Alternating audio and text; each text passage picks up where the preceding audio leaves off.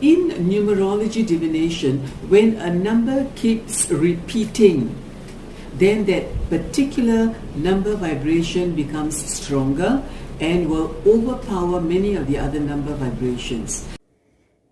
And in the same way,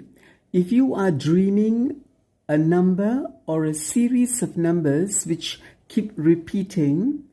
or if you are outside in public driving your car, or walking along the road or in a shopping mall, and you keep seeing a certain number that keeps recurring over time, then the important thing is to realize that that number vibration is affecting you both in your subconscious and in your conscious life at that